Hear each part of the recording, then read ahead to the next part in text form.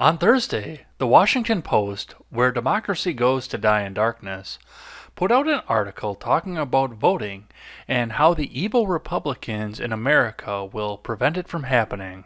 To unlock the youth vote in 2020, Democrats wage legal fights against GOP-backed voting restrictions.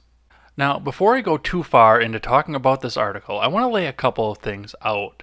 One of the first things that I want to point out is the fact that I will not be using the subject's last name or her college name in this video.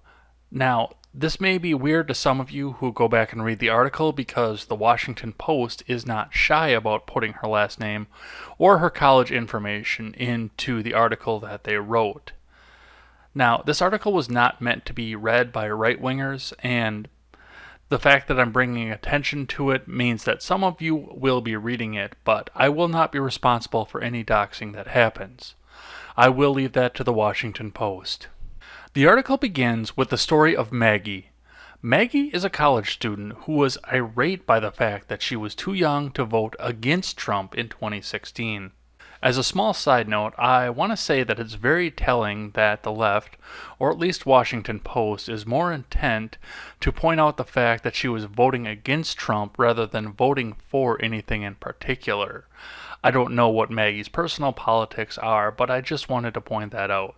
Now, with her outrage, Maggie made it a mission as soon as she got to college that she was going to register to vote as soon as humanly possible. But a California native who was going to school in New Hampshire, she soon found massive hurdles to jump to immediately register to vote in the state she was going to school in. New Hampshire requires residency to register to vote in the state, and there are certain criteria that must be met in order to prove that you are a resident of the small northeastern state. The examples that the Post used are to have a driver's license in state and registering your car in New Hampshire. Maggie cites the fact that these items cost money and equates this act into a poll tax. I do understand residency and what residency requirements mean. Most people who know me know that I lived in southeastern Massachusetts for 2 years, but during this time I retained my Wisconsin residency. I kept my Wisconsin driver's license and I kept Wisconsin license plates on my pickup. And it would come to little surprise to anybody watching this video that most of my fellow out-of-state students did the exact same thing. In fact, most out-of-state college students do this as well. College is generally considered to be a temporary visit if you are going to school out of state, and you stay there for 9 months out of the year, and many students return home during their breaks. Declaring residency would have meant that I would have been able to participate in local politics while I was out there, and given the fact that I talk into a camera about politics for a living, you would think that I would be jumping for joy at the chance to do that. But to be completely honest, when I was 22 years old, I was less than interested in politics at all. While it may have been advantageous to participate in local politics, becoming a resident of Massachusetts would have also subjected me to Massachusetts taxes. It would have also subjected me to Romney's predecessor to the ACA and a vehicle inspection that my truck at the time was not going to pass.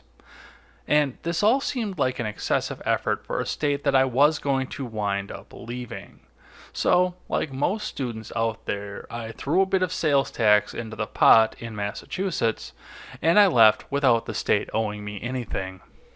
Maggie is most likely in the same boat that I was in when I lived on the East Coast.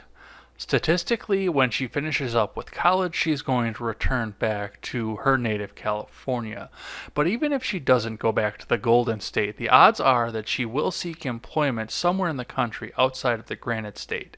And given the fact that New Hampshire has no sales tax, she would have left the state having never paid any taxes into New Hampshire. Even without this information in mind, New Hampshire is well within its rights to define what residency means and what it means for voting. The states are tasked with election regulation and not the federal government, and from what I can see, to register your car or to get a driver's license in state, are small fees that you would pay to the state government in lieu of taxes, and they're also small shows of faith that you intend to stay in state and contribute to taxes, or at least the economy. This story is just one example of the ACLU and other groups across the country that are finding examples just like this one to bring forward into courts to try and sue states and force them into compliance.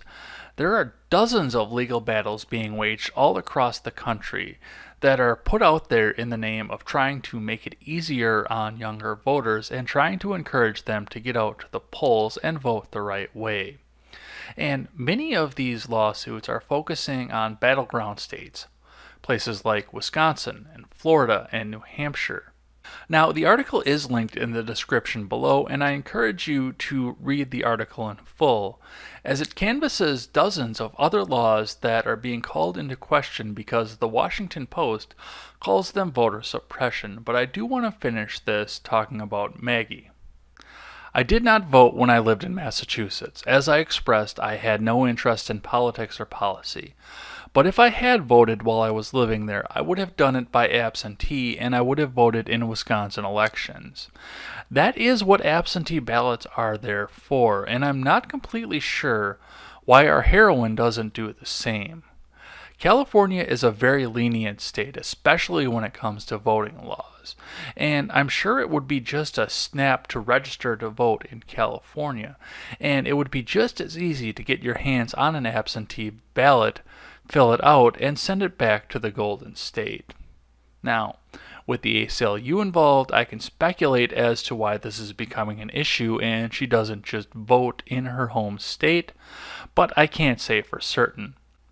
My speculation is that a young girl's Democrat vote just adds to the pile in a place like California that is most likely going to vote blue no matter what happens in the next election.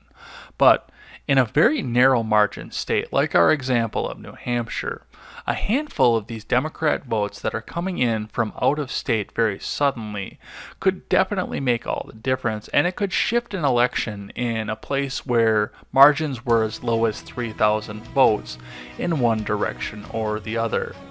But once again, I can't speak for anybody. I can just speculate given the evidence that's put before me. What do you think about residency laws, and what do you think about absentee ballots for college students? I always welcome a thoughtful and positive discussion in the comment section below, and especially over on Twitter. That is at EdsBlog Twitter with a 1 in place of the I. Thanks as always for listening to this show and supporting this channel. And remember, never take the words of bloggers, podcasters, or journalists as gospel. Find all the facts and draw your own conclusions. Take care. You're always there for me in my best hiding place.